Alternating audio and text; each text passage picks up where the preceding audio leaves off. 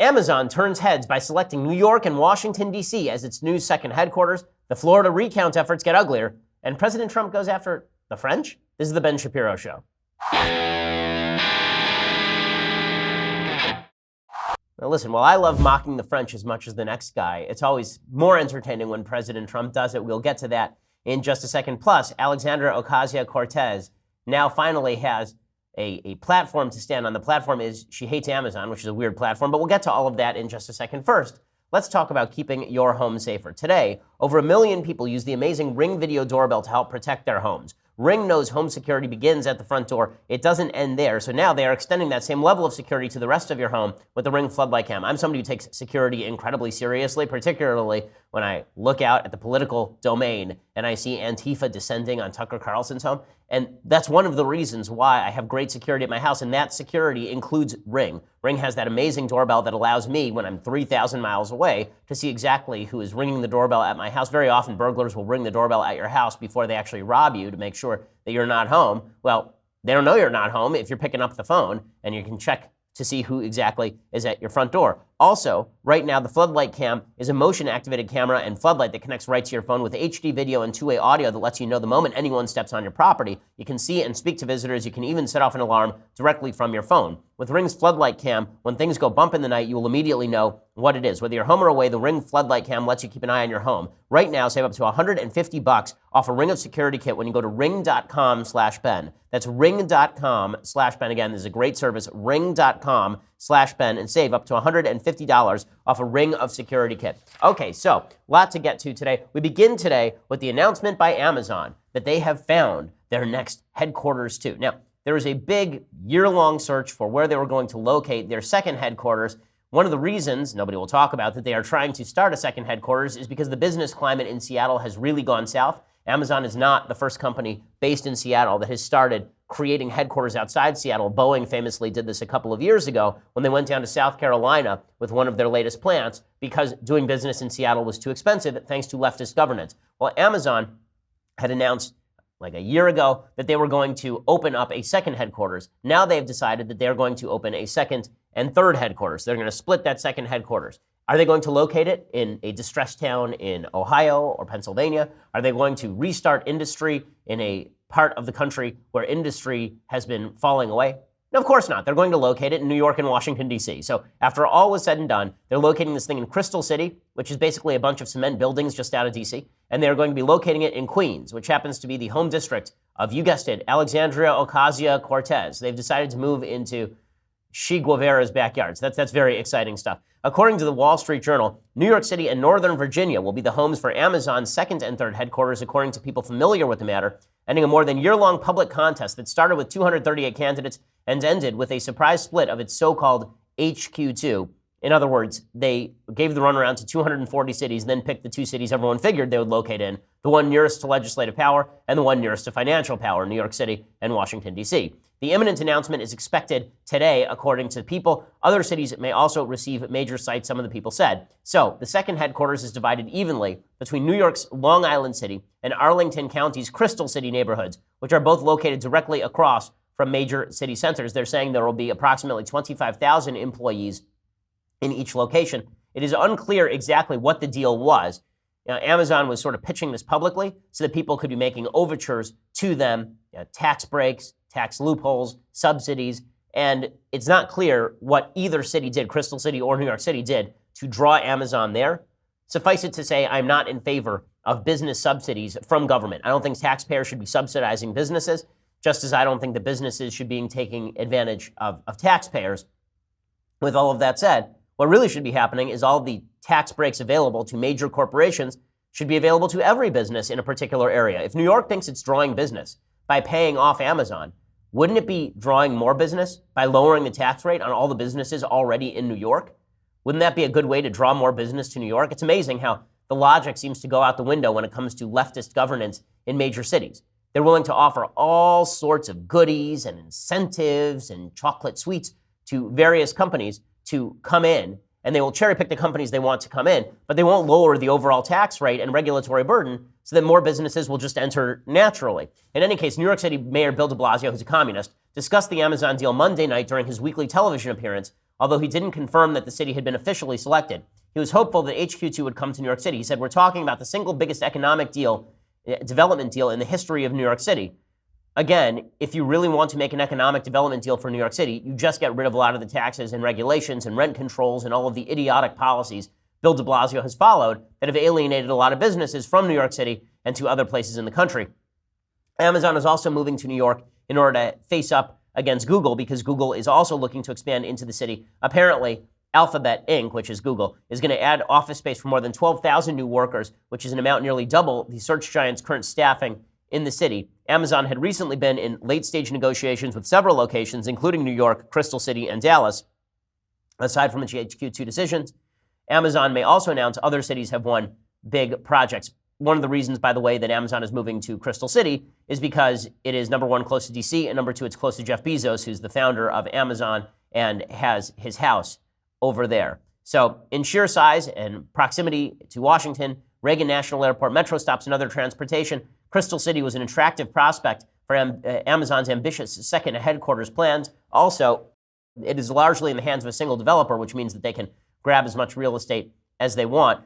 There's some bad traffic over there. The real reason they're moving there is highly educated populations, access to capital, access to regulation, regulatory control, regulatory capture. One of the things that people need to know about big business is that big business and capitalism are not identical. Big businesses take advantage of whatever profit there is to be had, even at the hands of the government. They're not shy about going to the government for help. And this is a case in point of Amazon doing just that. It's also a case in point of, Amazon's been doing that with regard to food stamps, for example. There's been a lot of talk about how many folks who work for Amazon are on food stamps, and people blame Amazon for that. Well, the reason that Amazon can pay those people low wages is because food stamps are available.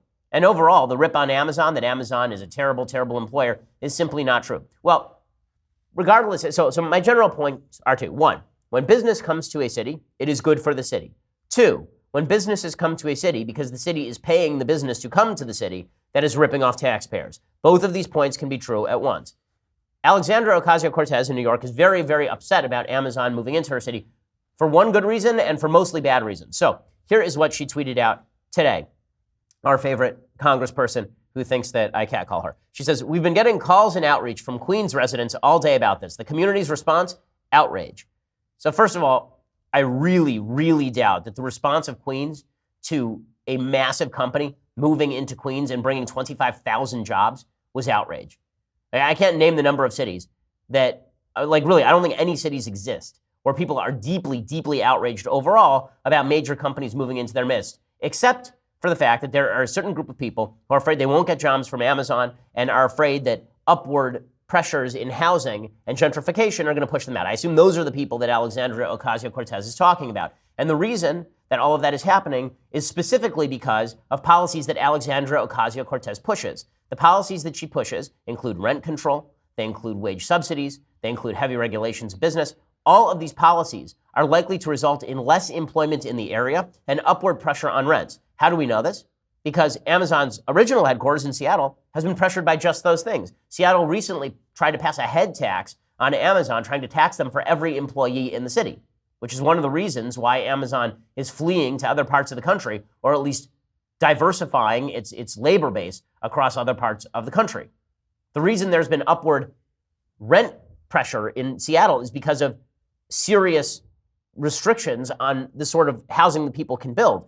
You think developers wouldn't want to build and redevelop in Queens to build new housing as there's upward rent pressure? Of course they would, right? Supply would then meet demand. But in New York, supply can't meet demand because it's almost impossible to build anything there, and because heavy rent control regulations have prevented everyone from being able to rent at market prices, which means that people are being forced out of their apartments as apartment owners have started to figure out ways to toss people out. Rent control is legitimately the worst policy that you can pursue in an area with upward rent pressure and new employees. Here's what Alexandra Ocasio-Cortez tweets, though. She says the problem is not all the regulation. The problem is not even the tax subsidies. The problem is Amazon. Amazon is evil. How do we know Amazon is evil? Because it's a company, and companies are bad, according to Alexandra Ocasio-Cortez, whose entire employment history includes working at a bar, part-time, I guess. And who has, by age 29, not saved enough money to be able to afford 2 months of rent in Washington, D.C. in expectation of a 6-figure salary from the federal government.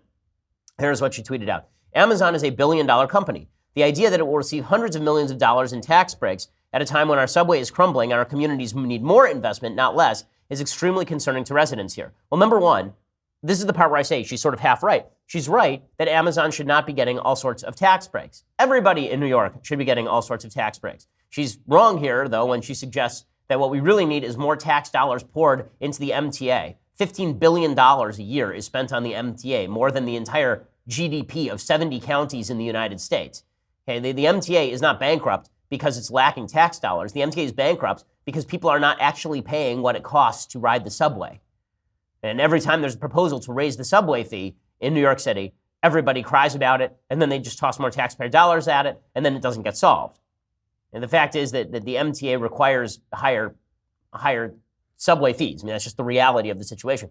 But she continues, and here's where it gets really bad for Alexandria Ocasio-Cortez, who does not understand free markets or even want to understand free markets. She says, when we talk about bringing jobs to the community, we need to dig deep.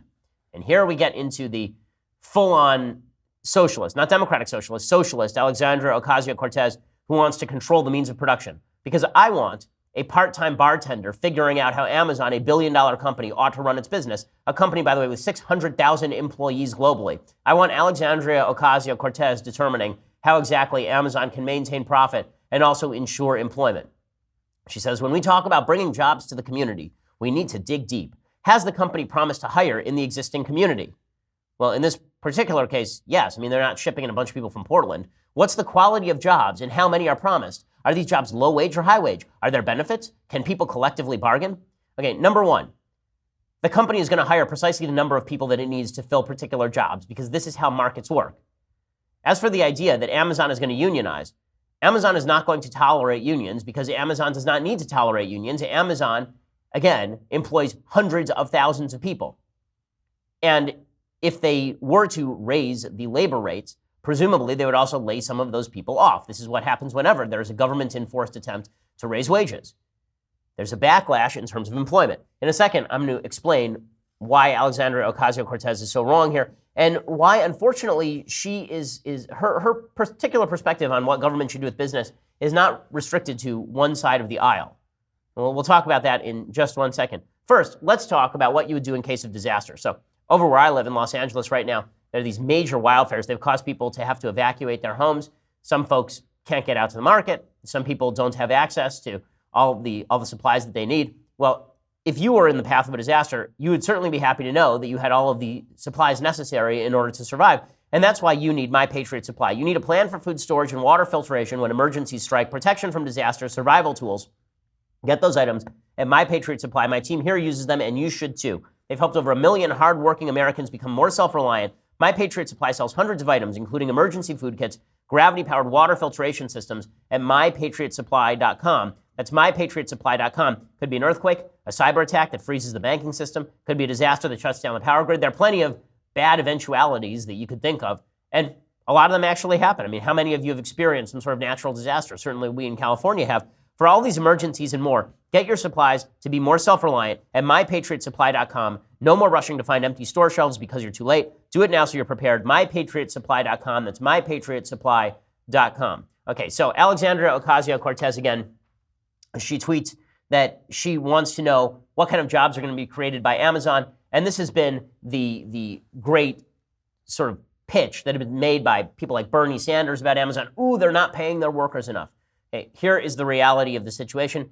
Amazon created 130,000 new jobs last year alone. The folks who are on food stamps are mainly part-time workers, and many of them, a huge number of them, are opting to work part-time. In the United States, the average hourly wage for a full-time associate in their fulfillment centers, including cash, stock, and incentive bonuses, is over $15 an hour before overtime, in addition to a full benefits package, including health, vision, and dental insurance, retirement, generous parental leave, and skills training for in-demand jobs through their Career Choice program, which has 16,000 participants, according to Amazon. So the idea that Amazon is just creating a bunch of crap jobs, this is the new argument that you saw a lot of people make about Walmart for years. It was not true about Walmart, and it is not true about Amazon either. That's not stopping Alexandria Ocasio-Cortez from mouthing off as though she knows what she's talking about when it comes to business. She says displacement is not community development. So the idea is Amazon is coming in, and all these people are going to come in with them, and people are going to be displaced. Again, Residential displacement is a result of rent control and prevention of developers from actually building new buildings and new rental units. That is how honestly, you want to make sure that people can't afford to live in an area, ensure that there can only be a set number of units for a larger number of people. This creates upward price pressure. This is basic Econ 101. Alexandra Ocasio-Cortez doesn't understand it. Sonny Bunch over at the Washington Examiner and the Weekly Standard, he had a very funny line about this.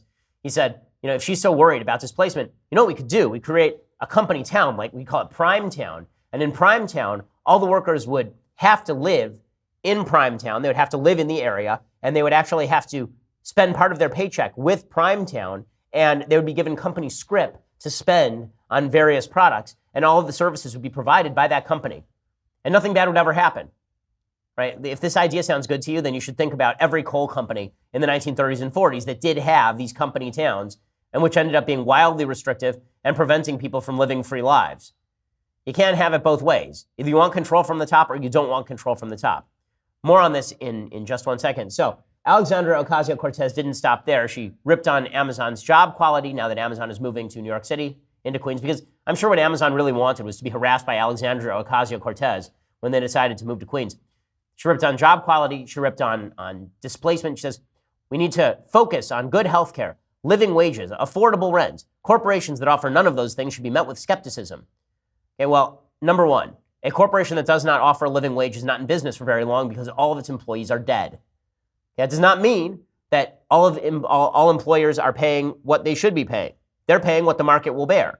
And if people don't want to work for those companies, we live in a free country, they don't have to. It's not the job of a company to provide affordable rent. That is the job of the government to get out of the way. And she talks about good health care. I wasn't aware that it's Amazon's job to provide good health care. It is their job to provide the incentives that allow people to work for them, including health insurance, if necessary. She says it's possible to establish economic partnerships with real opportunities for working families instead of a race to the bottom competition.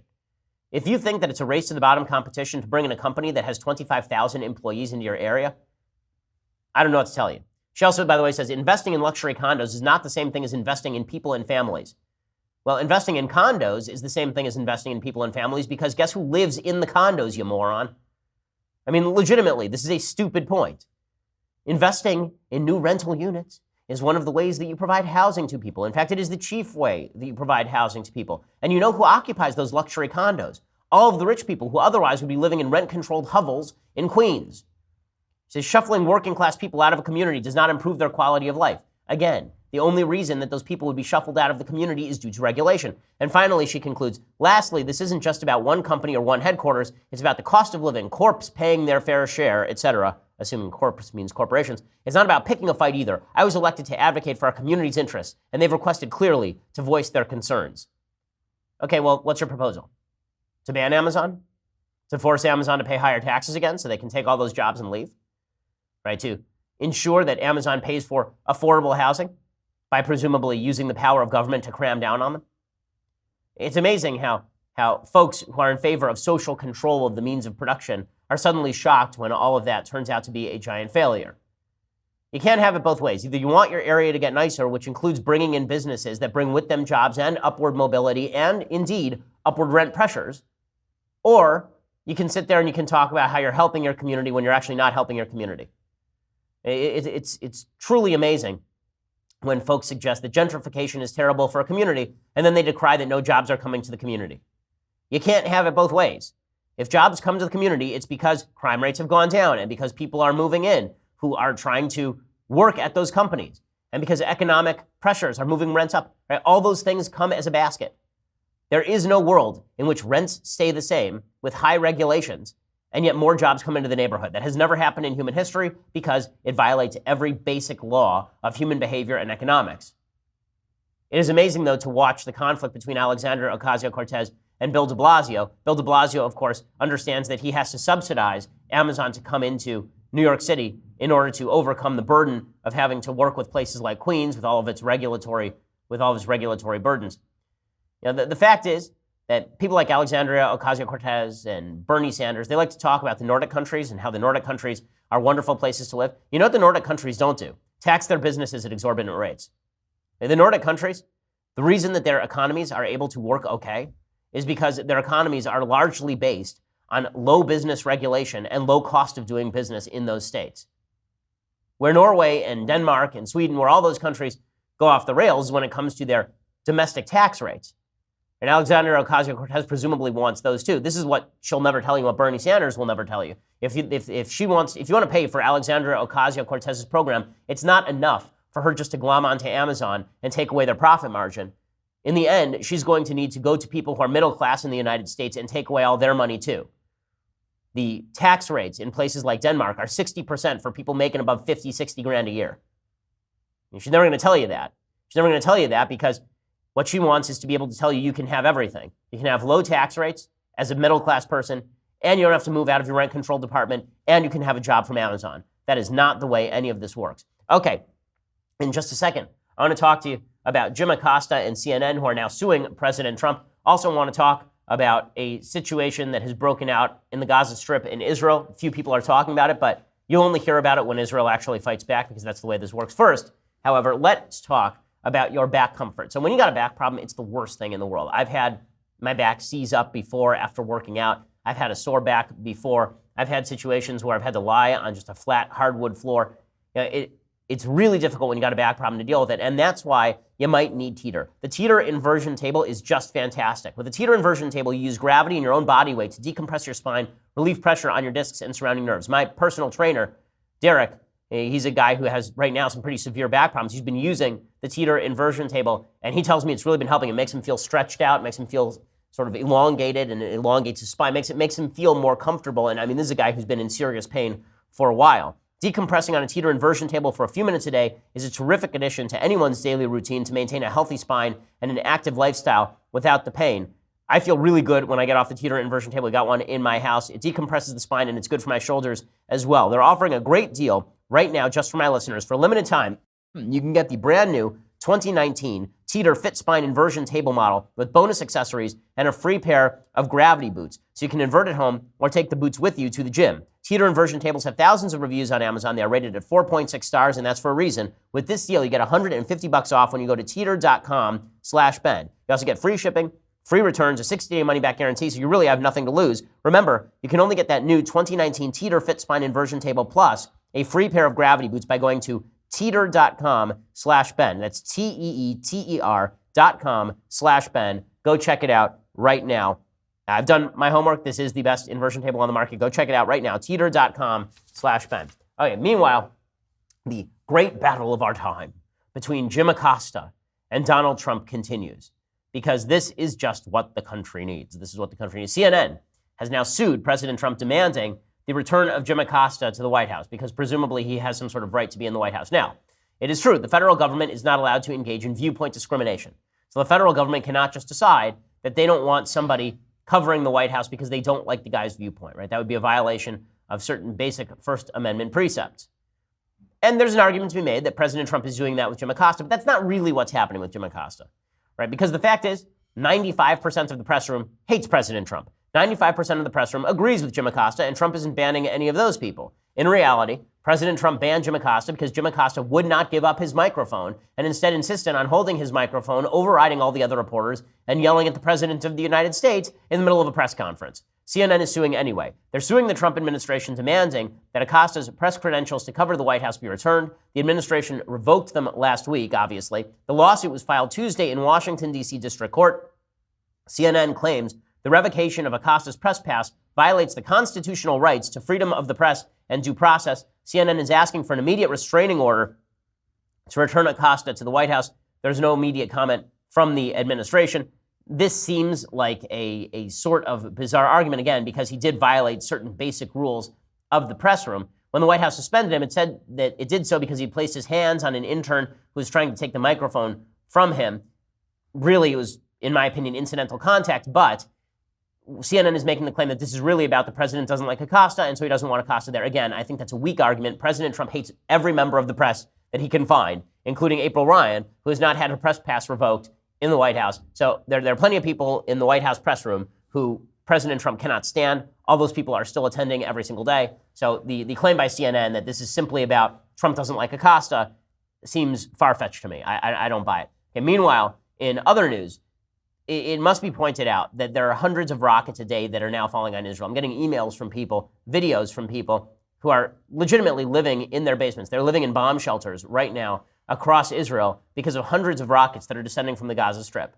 Before you say this is because of the quote-unquote occupation, recognize that for 12 years, Israel has not been present in the Gaza Strip. The Gaza Strip is run by a terrorist group called Hamas, and that terrorist group has routinely used the Gaza Strip as a staging point for attacks on Israelis. They've built terror tunnels to try and kidnap Israelis. They've tried to breach the border in order to invade Israeli land. They've burned thousands of acres of Israeli lands with kites that have incendiaries attached to them and balloons that have incendiaries attached to them. And now they're firing rockets randomly into civilian areas. You're not seeing this covered in the media because the media don't care when Jews get killed in Israel.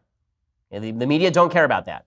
The media pretend to care about anti-Semitism in a serious way when Jews get killed in Pittsburgh, because then they can try and blame President Trump and they can talk about right-wing anti-Semitism, which is a brand of anti-Semitism that does exist. When it comes to radical Muslim anti-Semitism, they go completely silent. For the same reason that President Obama once said about a radical Islamist attack on a kosher supermarket in France, that it was random. It wasn't anti-Semitic, it was a random attack. And the idea that it is not the same anti-Semitism that drives Hamas attacks on Israeli civilians as drives attacks on a shul in Pittsburgh is a bunch of crap. It is simply nonsense. And what you're going to see from the press is nothing about the hundreds of rockets falling into the civilian areas of a democratic ally of the United States until Israel fights back, at which point you're going to see the press say, "Mighty Israel strikes the poor, quivering Palestinian population." And all the Palestinians have to do in the Gaza Strip is elect a government that is not Hamas. All they have to do is elect a government that wants to make peace with Israel and then open up their markets, and the capital would come flowing in.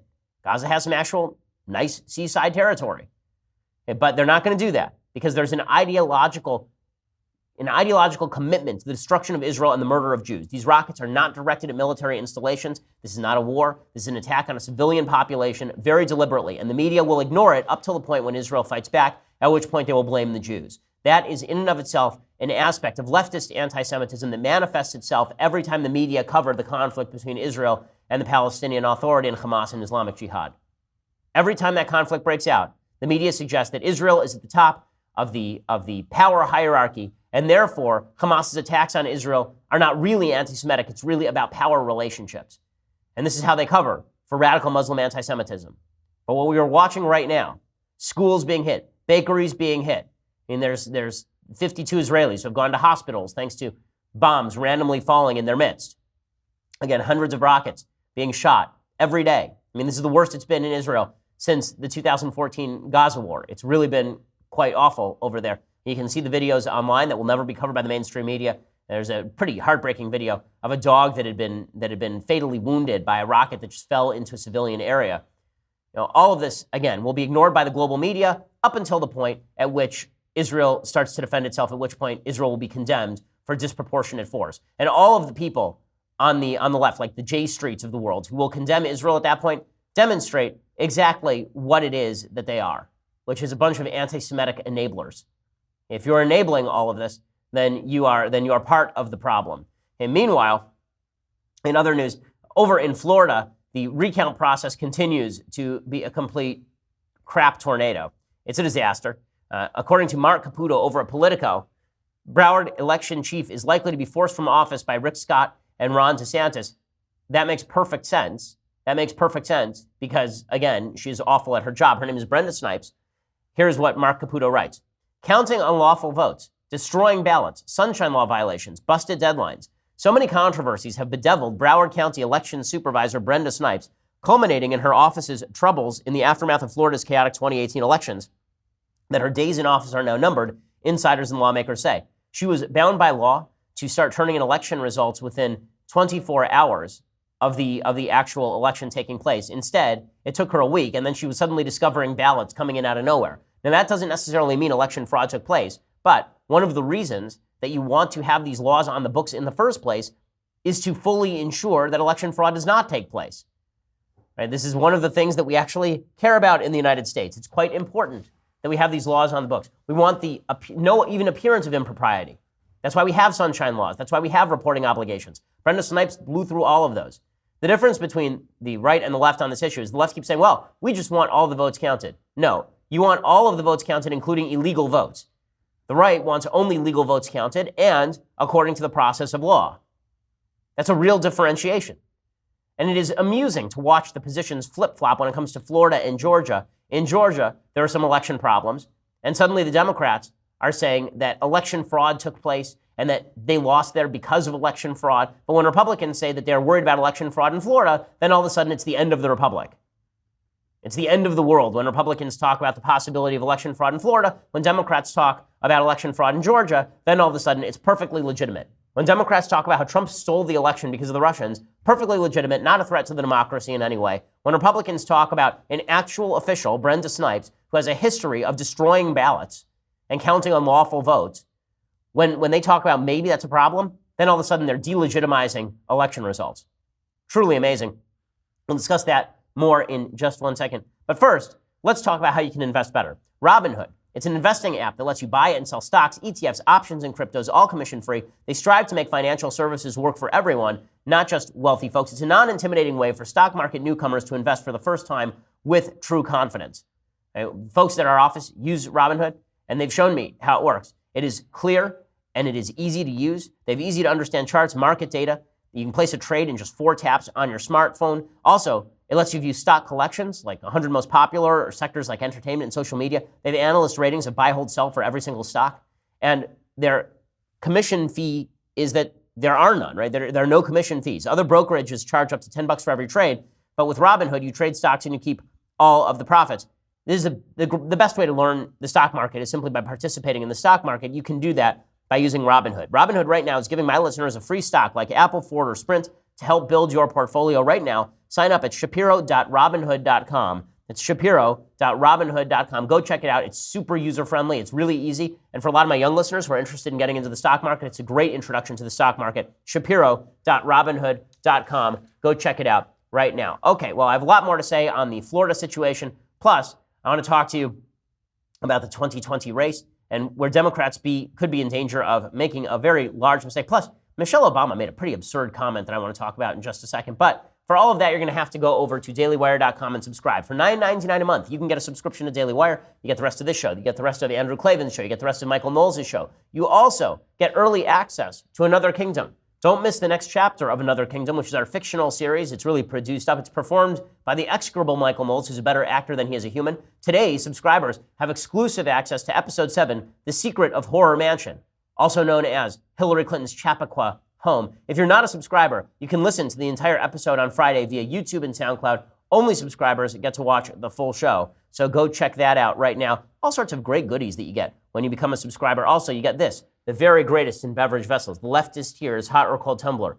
I have used its on-the-road invisibility function, so it is cloaked. The cloaking device has been activated. You can't see it right now, but it is that good. Also, just a reminder, if you happen to be in Columbus, Ohio tonight, I am speaking at The Ohio State University at 7 p.m. Eastern. You can watch me dismantle the left both in person and online at yaf.org/live. We are streaming it live at yaf.org/live. And I hope to see you there. So again, lots of goodies. Please subscribe. It always helps us out. And go over to YouTube or iTunes and subscribe. Leave us a review over at iTunes. It helps us with the iTunes rankings. Go check us out over there. We're the largest, fastest growing conservative podcast in the nation.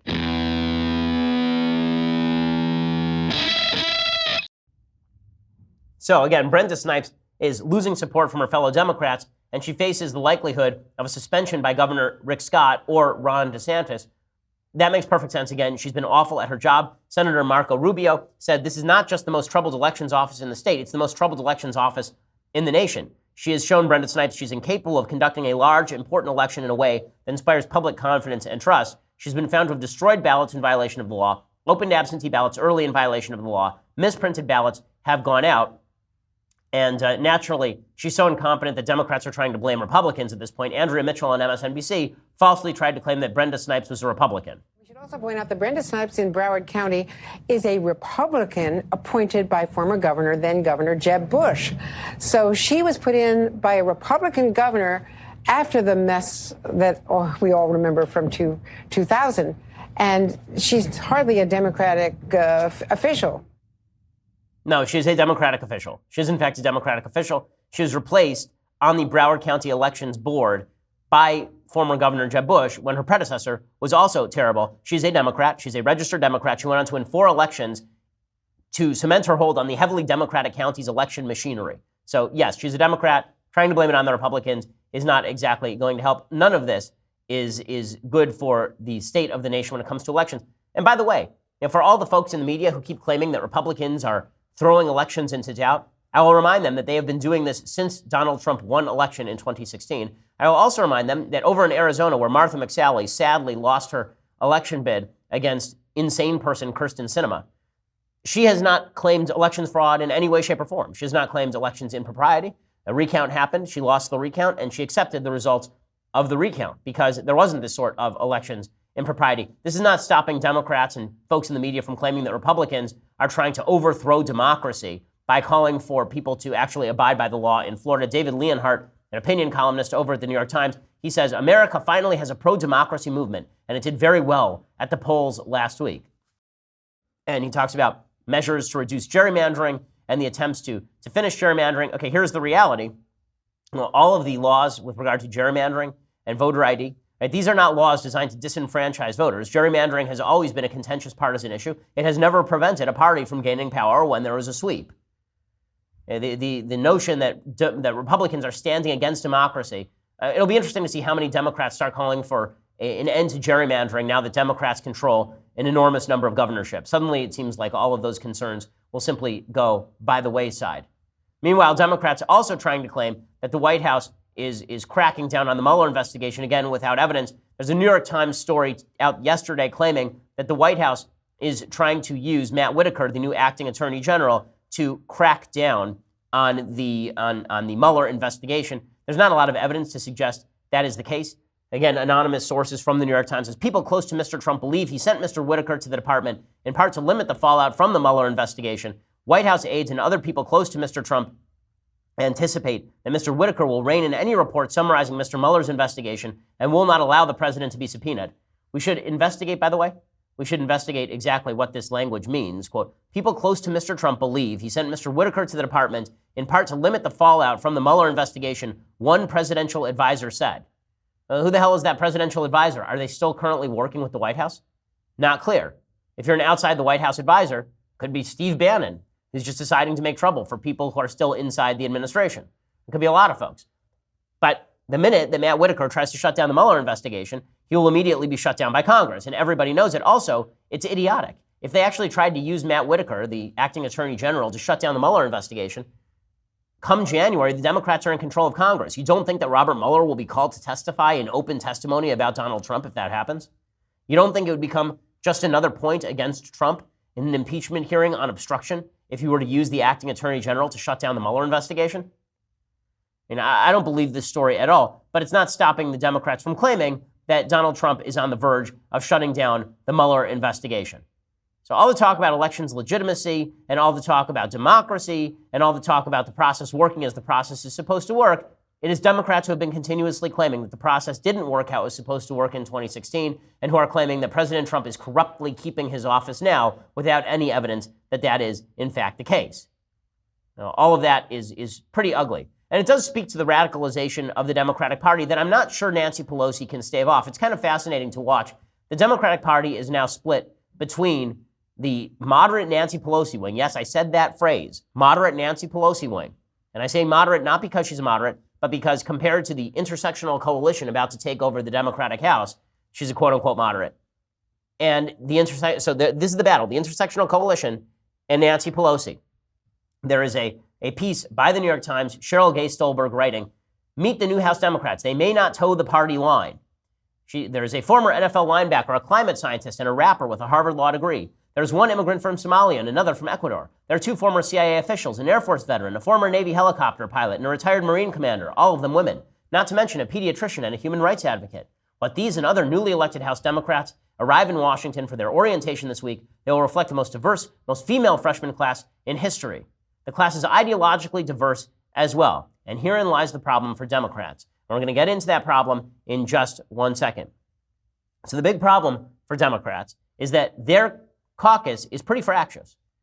Half their caucus realizes that there is severe danger in going too far to the left, that the Democrats who won, including Kyrsten Sinema in Arizona, who campaigned as much more of a moderate than she actually is, Right? She actually embraced the idea of sending troops down to the border, for example. She refused to come out in favor of other Democratic officials in her own state.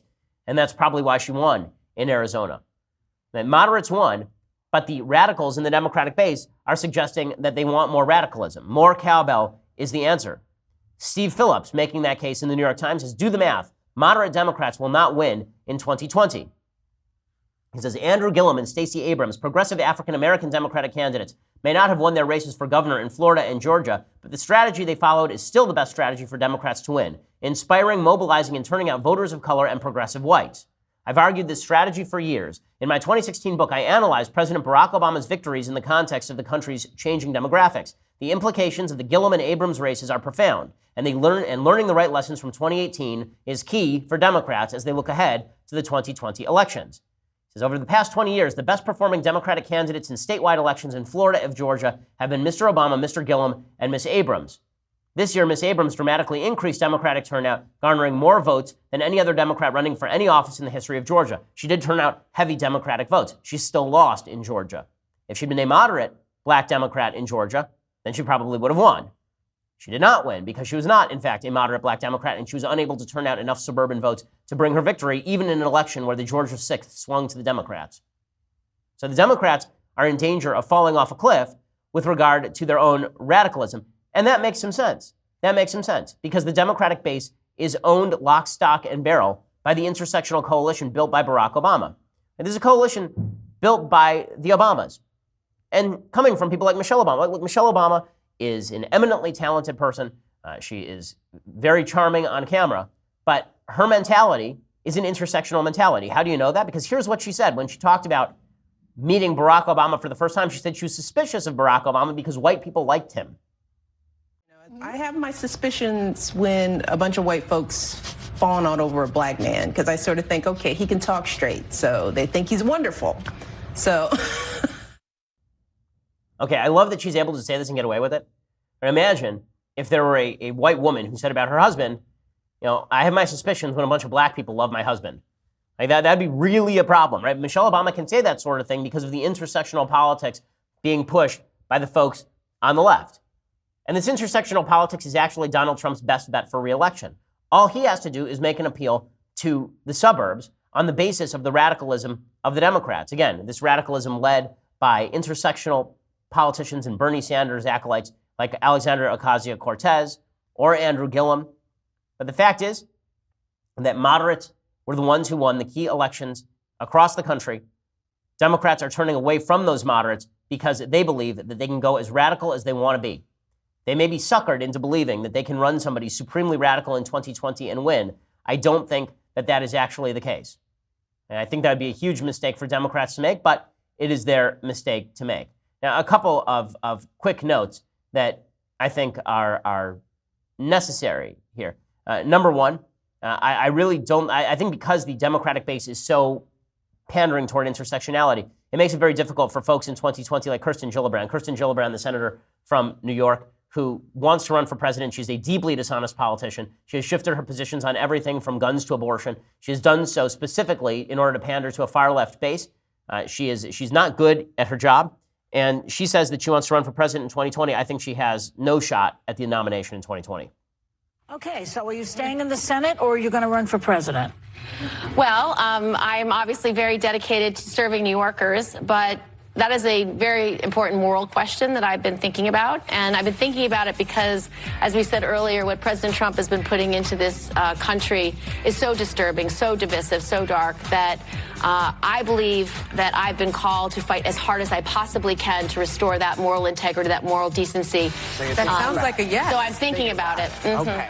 You know, Hillary Clinton 2.0 over there, she ain't going anywhere in the primaries. And everybody knows she's going nowhere in the primaries. The folks who are going somewhere in the primaries are the folks who gain the love of the radical base, and this is Trump's best shot at victory, is for the Democrats to make an awful, awful mistake. Now, he could improve that by doing a better job reaching out to folks, but, you know, that isn't necessarily President Trump's thing. So we'll talk about all that in just a minute. Let's do a couple of things that I like and then a couple of things that I hate. So things that I like today. There is a new movie on Netflix that's kind of Braveheart light with Chris Pine. It's called Outlaw King. And it's about Robert the Bruce.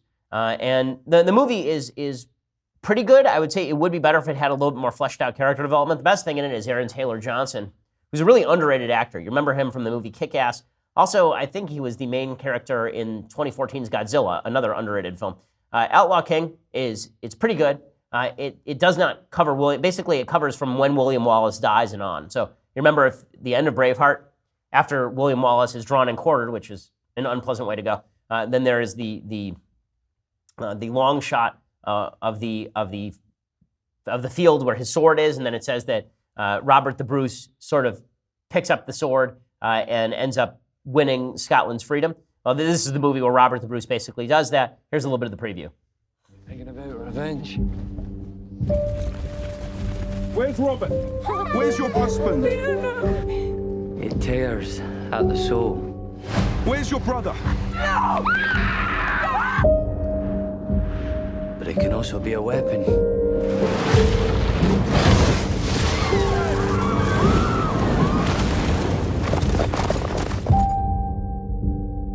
I'm done with running and I'm sick of hiding. Power is making decisions. And whatever course you are charting, I choose you, my husband.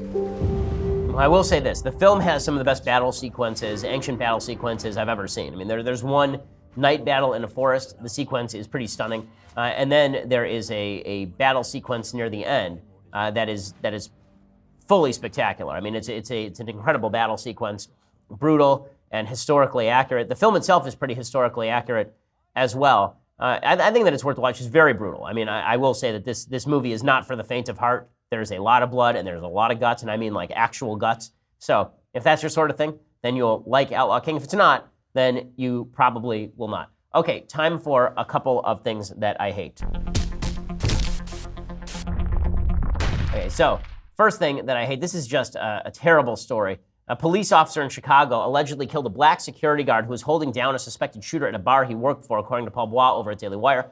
According to the Huffington Post, Jamel Roberson, 26, was working early Sunday at Manny's Blue Room, which is a bar in the predominantly black Chicago suburb of Robbins, Illinois, when a patron who was part of a drunken group that had been kicked out returned with a gun at 4 a.m. and opened fire. Several people were shot. Now, you normally wouldn't hear that story because it's a Chicago shooting. Only mass shootings that occur in non-Chicago are ever covered by the media. Armed at the time, Roberson actually did the right thing. He grabbed one of the suspected shooters and then held him down and waited for the police to arrive. He had somebody on the ground with his knee in his back, with his gun in his back, like, don't move. And apparently, allegedly, when the police arrived, an officer with the Midlothian Police Department shot Roberson, who later died at the hospital. Witnesses said they did everything to warn the confused officer of Roberson's innocence in the ensuing chaos. According to Adam Harris, who's one of the witnesses, he says, just waiting on the police to get there. I guess when the police got there, they probably thought he was one of the bad guys because he had his gun on the guy and they shot him. Everybody was screaming out security. He was a security guard and they still did their job, and they saw a black man with a gun and basically killed him. So this is implying that there was a racial motive here. Maybe there was a racial motive. Not clear at this point whether it was racially motivated, since everybody, security guard and shooters, were black, apparently. In the situation, we don't know the race of the officer either. Whatever it is, this is either a tragic mistake or negligence. Whatever it is, it's really bad. Okay, obviously, there are too many police officers out there, meaning more than one, who are ill-trained and are quick on the trigger in bad situations, and a good man just got killed because of it. And that, I think, has more to do with bad police training than it does with racism, although we'll have to wait to see all the facts of this particular case. Whatever it is, not good stuff.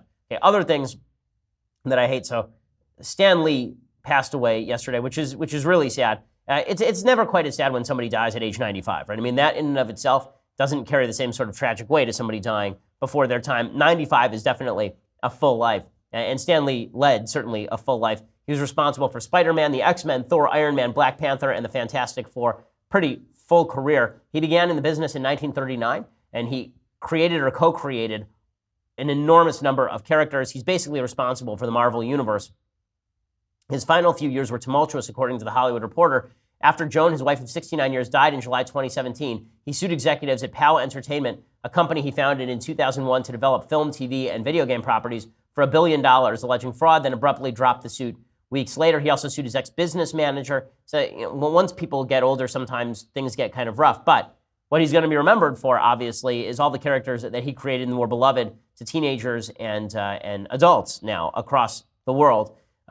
Lee, by the way, had no rights to the characters he helped to create, and he didn't receive any royalties on them, but he still died an extraordinarily wealthy man, obviously. His story is an all-American story. He got a job as a gopher for $8 a week at Marvel's predecessor, Timely Comics. 2 years later, he wrote a 2-page story titled The Trader's Revenge that was used as a text filler to qualify the company for the inexpensive magazine mailing rate, and he used the name Stan Lee, the pen name Stan Lee, because his actual name was Stanley Martin Lieber.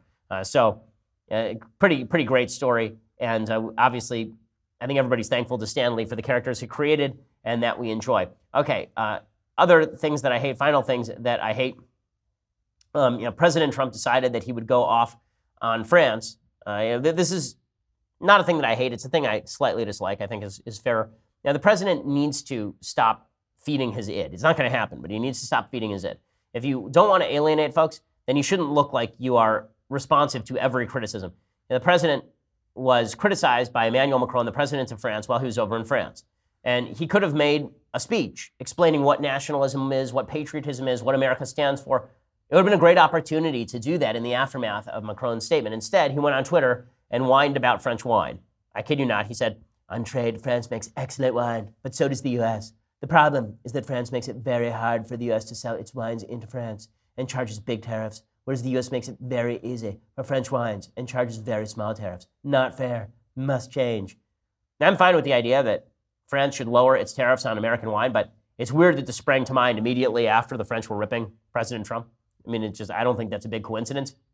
Also, he then ripped into Macron directly. He said, "The problem is that Emmanuel suffers from a very low approval rating in France, 26%, and an unemployment rate of almost 10%.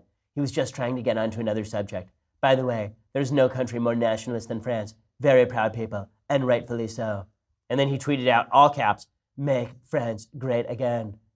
Okay, number one, that assumes France was ever great. But second of all, the tendency of the President of the United States is to go mano a mano with anyone who insults him. He's the President of the United States, the most powerful man on earth. You don't actually need to do this, Mr. President. And I think that this is not worthwhile or useful. So, just my suggestion. He doesn't have to take it. Also, he tweeted out, "Emmanuel Macron suggests building its own army to protect Europe against the US, China, and Russia. But it was Germany in World Wars I and II. How did that work out for France? They were starting to learn German in Paris before the US came along. Pay for NATO or not." Again, I'm all for a good French joke about the Germans.